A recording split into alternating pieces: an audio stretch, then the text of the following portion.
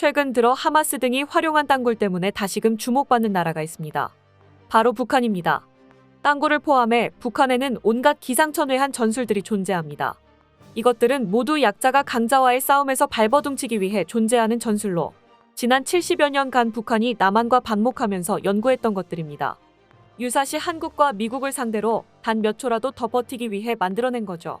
땅굴만 해도 지하 수미터 깊이의 그처럼 길고 넓직한 공간이 있다는 것이 특이했던지라 많은 관심을 받았는데요.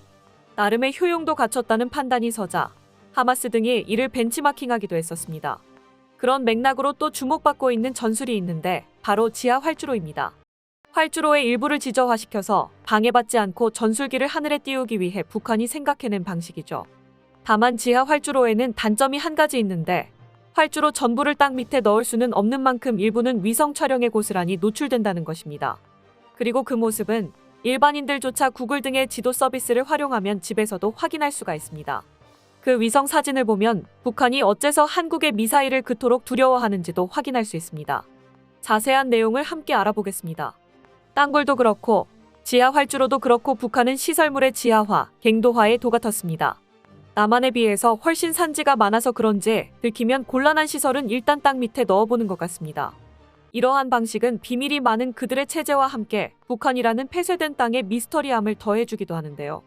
단순히 생각해도 군사기지를 땅 밑에 통째로 집어넣는 이런 방식은 상당한 인력을 요구할 것임이 확실합니다.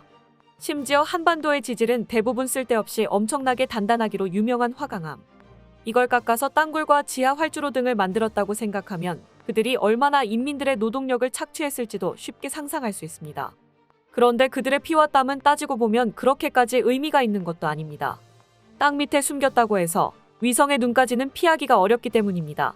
특히 지하 활주로의 경우 특징적이고 공통적인 생김새가 있어서 쉽게 찾을 수 있습니다.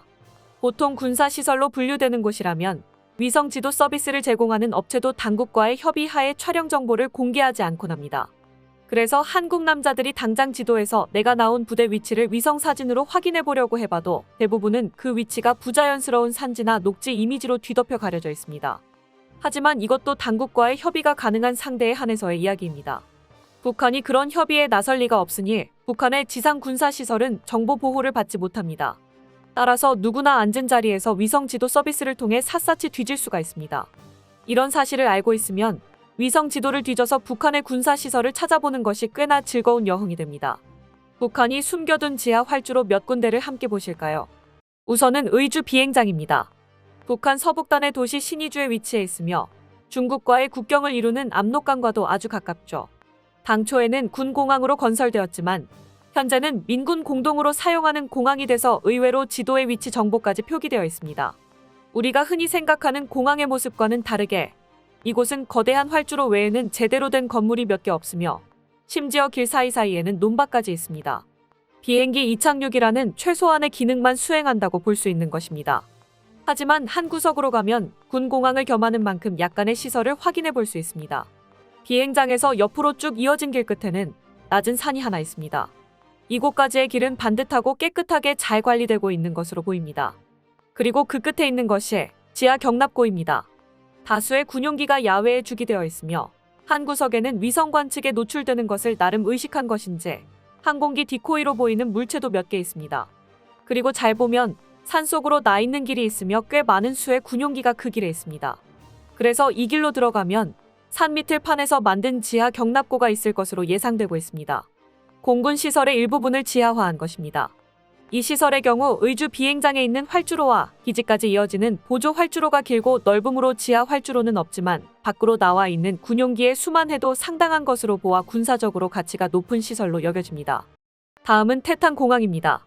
황해남도에 위치해 있는데요. 이곳은 특이하게도 남북으로 산을 낀 협곡에 건설되어 있습니다. 보통 공항 근처에 산이 있으면 산비탈을 타고 내려오는 바람 때문에 비행기의 운전을 크게 위협한다고 하는데요. 그럼에도 이런 위치에 공항이 있는 것은 바로 그 산 밑으로 어마어마한 시설이 감춰져 있기 때문입니다. 이곳에도 의주 비행장과 비슷하게 활주로에서 길게 뻗어져 나온 길이 있는데요. 길목 중간중간에는 전투기와 헬기도 확인할 수 있습니다. 이 길이 두 갈래로 갈라져서 산 기슭 쪽으로 쭉 들어가더니 안쪽으로 굽어서 뚝 끊어집니다. 확대해보면 그 끝은 산속에 난 터널로 들어가는 입구라는 것을 알 수 있습니다.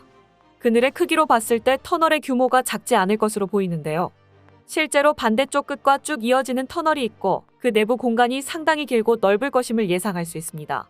뻗어나온 산줄기 하나의 내부가 통째로 군사시설인 것입니다. 그런데 더 놀라운 점은 태탄공항에서는 이 정도도 극히 일부라는 점입니다. 앞서 본 터널의 위치가 그래도 그렇지 활주로에서 너무 멀다는 생각이 드실 수도 있을 텐데요. 이는 사실 경납고가 다른 곳에 따로 있기 때문입니다. 활주로 동쪽 끝을 보면 옆으로 빠져나오는 길이 두 곳 있습니다. 위성 사진이라서 지형의 높낮이가 잘 느껴지지 않지만 활주로의 남쪽 방면은 전부 산재. 그런데 이곳으로 들어가는 통로가 있는 것이죠. 그렇습니다. 이 안에 경납고를 비롯한 군 공항시설이 전부 들어가 있는 것입니다. 더욱 놀랄만한 점은 산비탈 지하를 이들이 얼마나 파냈을지 알 수 없다는 것입니다. 통로가 있는 쪽에만 경납고 시설이 작게 들어가 있을 수도 있고 어쩌면 저 멀리 있는 두 갈래 길 지하 터널과도 이어져 있을 수도 있습니다. 이 경우 태탄공항의 지하화된 시설은 남쪽으로 끼고 있는 산비탈 대부분의 지하에 걸쳐져 있다는 결론이 나옵니다. 어마어마한 토목 공사였을 것입니다. 여기까지 본 두 곳은 지하 시설이 있기는 하지만 어디까지나 경납고와 부차적인 건물들에 불과했는데요. 이번에는 본격적으로 활주로 자체가 지하화된 곳을 확인해 보겠습니다. 바로 원산시의 강다리 비행장입니다. 이곳의 경우 사진으로 척 보기에도 어떤 구조인지 한눈에 알 수 있습니다. 활주로가 산을 관통하고 있죠. 활주로 가운데가 전부 지하화되어 있는 것입니다. 산속으로 들어가는 출입구를 보면 역시 툭 끊겨 그늘져 있는 특징적인 형태를 확인할 수 있습니다. 이곳의 경우 지상으로 드러난 활주로 주변에 그 어떤 시설도 없습니다. 즉, 활주로 기능을 수행하는 모든 시설이 전부 저 산 밑에 있다는 것입니다.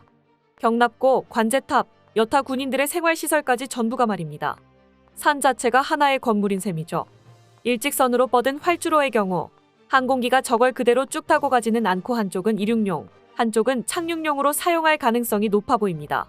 산 밑에 얼마만큼의 항공기가 수용되는지는 알 수 없으나 이렇게 운용한다면 상당히 빠르게 스크램블 투입이 가능할 것으로 보입니다. 비슷한 시설은 평양 근처에도 하나 더 있습니다. 평양 서쪽 대동강 하구 쪽의 남포시 온천읍에 있는 온천 비행장입니다. 정확히는 그 비행장에 딸려있는 지하 활주로 시설이죠. 이곳은 산을 일직선도 아니고 세 갈래로 파놨습니다. 가운데 뻗은 길로 온천 비행장까지 연결되기는 하지만 거리가 상당히 멀죠. 그래서 산을 뚫는 활주로를 별개로 만들어 운용하는 것으로 보입니다. 가운데 길 끝에는 야외 주기되어 있는 군용기들의 모습도 확인할 수 있습니다. 끝부분이 로타리처럼 되어 있는 것으로 볼 때 가운데 길은 활주로로는 사용하지 않고 온천 비행장과의 연결로로만 활용되는 것으로 보입니다. 북한에는 이 외에도 많은 지하 공군시설이 있습니다. 이들이 이처럼 공군시설을 지하화하는 데에 열심인 이유는 6.25 전쟁 당시 반공을 소홀히 했던 나머지 공습으로 공군이 완전히 괴멸당했기 때문입니다. 그 여파는 지금까지도 이어져 북한의 공군은 허수아비나 마찬가지라는 취급을 받고 있죠. 이들은 유사시엔 정말 한 줌밖에 안 되는 군용기만을 가지고 한국에 유의미한 타격을 입혀야 하는 임무가 주어집니다. 한국은 이미 F-15, F-16, F-35, KF-21 등등 현대적인 공군 전력을 갖추고 있는데 말이죠. 이들은 그나마 조금이라도 역할을 하기 위해서 들키지 않고 최대한 빠르게 출격할 수 있는 방식을 고민했고 그게 지하 활주로였습니다. 물론 한국은 이들을 상대하는 방식을 이미 다 확보하고 있습니다. 어차피 위성 사진을 가릴 수 없어서 속내를 전부 파악하기도 했고요. 한국은 이들을 처리하기 위해서 전투기를 내보낼 필요도 없습니다. 아무리 빨리 출격을 하려고 해도 한국은 이들이 수상한 낌새를 보이는 즉시 미사일 공격을 할 것이기 때문입니다. 이들이 공군 시설 공습을 지금까지도 두려워하는 이유는 거기에 주로 쓰이는 순항 미사일 공격을 막을 만한 방공 시스템을 갖출 수가 없기 때문입니다. 방공 시스템과 그걸 뚫는 미사일의 기술력 양쪽이 6.25 전쟁 이후로 엄청나게 발전해버렸기 때문인데요. 한국이 갖춘 현무 3순항 미사일을 막을 만한 방공 시스템을 갖출 도리가 없으니 북한은 지금껏 공군 시설을 지상에 내놓고 운용하지 못하고 있는 것입니다. 그렇다면 지하화하는 것으로 그 걱정이 해결되는 것일까요? 그것도 아닙니다. 한국은 그 성능이 완전하게 공개되지 않은 현무 시리즈 미사일을 최소 3종 보유하고 있습니다. 현무 456이죠. 이 중 현무 5부터는 소위 벙커버스터라고 불리는 성능을 갖출 것으로 여겨지고 있습니다. 지하 벙커에 숨어드는 적국 요인을 벙커째로 제거하기 위해 지표 밑으로 수십 미터까지 파고들어 폭발하게끔 고안된 미사일을 두고 하는 말입니다. 현무 5의 경우 명목상의 제거 목표가 바로 김정은을 비롯한 북괴 김씨 일가입니다. 이들은 유사시 화강 안반 300m로 보호받는 지하 벙커로 숨을 것으로 알려져 있죠. 한국은 이를 뚫고 단번에 북한 수뇌부를 없애버리기 위해 탄두 중량만 9톤에 달하는 미사일을 개발했고 국방부는 충돌 시의 에너지량이 핵탄두와도 비견되는 수준이라고 밝혔습니다. 또한 한국은 이미 2022년 시점에 이 미사일을 10수개 가지고 있다는 언급을 국정감사에서 했던 바 있죠. 이 전부가 김씨 일가가 숨은 벙커만을 노리지는 않을 것입니다. 벙커버스터의 좋은 목표물로 지하화된 공군 시설이 지목될 것은 자명합니다. 지하 활주로가 좋은 점만 있다면 어느 나라든 토목 역량을 총동원해서 전 국토에 이걸 만들 것입니다. 그러나 지하로 통하는 입구를 노리면 무력화된다는 간단한 공략법이 있어서 이런 형태가 드문 것이죠. 한국은 현무5를 동원해 북한이 폭격에 대비해 고도로 지하화한 활주로조차도 뚫어서 폭파시킬 수가 있습니다. 그래서인지 앞서 살펴본 북한 공군 시설들은 최근 들어서 점점 활동이 줄어드는 추세가 관측되고 있다고 합니다. 그렇잖아도 북한은 전투기 날릴 기름도 없다는 소리를 듣던 상황이라 한국이 벙커버스터를 개발했다는 소식을 듣고 공군을 통한 대항을 포기해버린 듯하죠. 이처럼 남북 간의 전쟁은 직접 총칼을 맞대지 않더라도 뒤편에서 조용히 이어지고 있습니다. 그리고 그것을 이끄는 것은 방산 기술자 분들이죠. 한국이 앞으로도 꾸준한 발전으로 북한과의 대결에서 틈을 보이지 않는 강국이 되었으면 좋겠습니다. 끝까지 시청해주셔서 감사합니다. 도움이 되셨다면 좋아요를, 다른 이야기도 궁금하시면 구독을 눌러주세요.